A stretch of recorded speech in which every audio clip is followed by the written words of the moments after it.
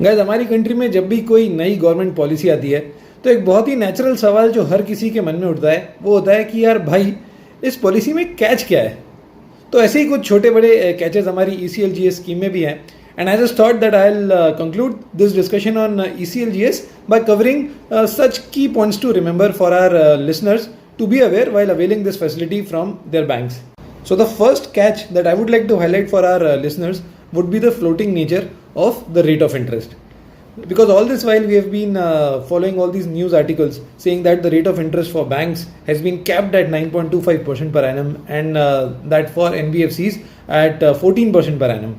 But what is exactly mentioned in the guideline is that the rate has to be 1% over and above any one of the external benchmark rates prescribed by the Reserve Bank of India.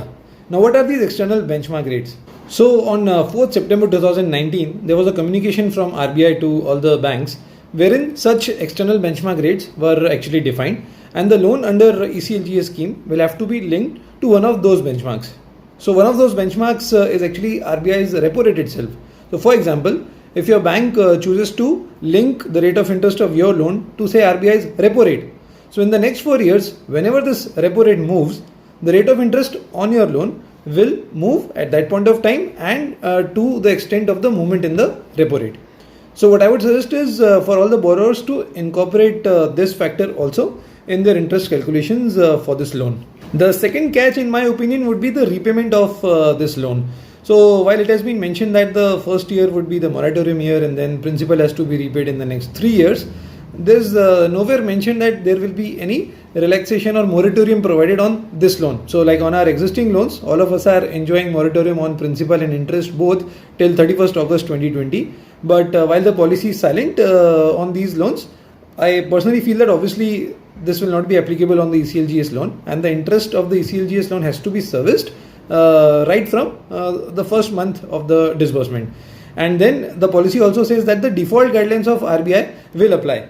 So then if there is any say delay from your end in terms of servicing the interest or principal on the ECLGS loan, then you won't be covered under these extant moratorium relaxations of the RBI. So simply speaking, if you delay the interest or principal of ECLGS loan, so as of present guidelines, your name shall start getting reported under the overdue databases of various credit bureaus.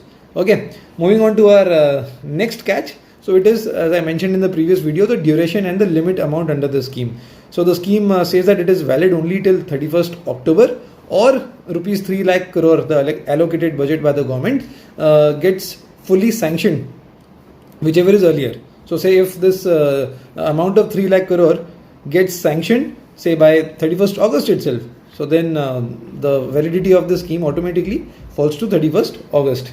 फिर एक बड़ा catch उन सज्जन पुरुषों के लिए जो debt free हैं, जिनके पास कोई लोन ही नहीं था 29 फेब को, तो अनफॉर्चुनेटली उनको इस स्कीम के अंदर कवर नहीं किया गया है और सिर्फ एग्जिस्टिंग जो बोरोवर्स है एज ऑन 29 फेब वो ही कवर्ड है इस स्कीम के अंदर.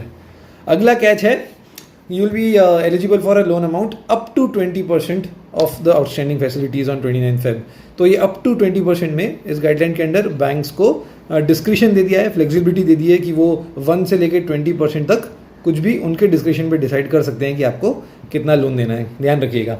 And then this 20% again will be only on fund based facilities of yours. I have already defined fund based in my previous video and that too only to the extent of the outstanding amounts. So again, अगर आपका cash credit या overdraft facility या कोई भी working capital का sanction limit अगर 1 करोड़ है, but as on 29 Feb अगर उसमें से आउटस्टैंडिंग सिर्फ 20 lakhs था, so as per this language, what it comes out is that only 20 lakhs will be included while calculating your eligibility amount and not the full 1 crore.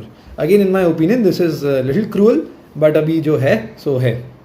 And yes, last but not the least, the security clause is also a catch, because while the scheme was promoted saying that loans will be fully guaranteed by the government of India and it is totally collateral free for the borrowers, एक छोटा सा catch उसमें डाल दिया है ये बोलकर कि जो भी आपने एग्जिस्टिंग सिक्योरिटी या एग्जिस्टिंग कोलेट्रल आपके बैंक को दे रखा है अपने एग्जिस्टिंग लोन के लिए, उसके ऊपर जो चार्ज है that will be extended to cover this loan under ECLGS scheme also.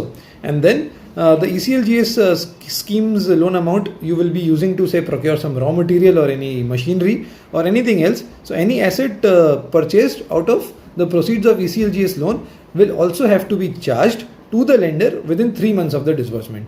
So according to me, these were some key highlights of the scheme which generally might be overlooked by a lot of listeners just by a mere reading of the guidelines.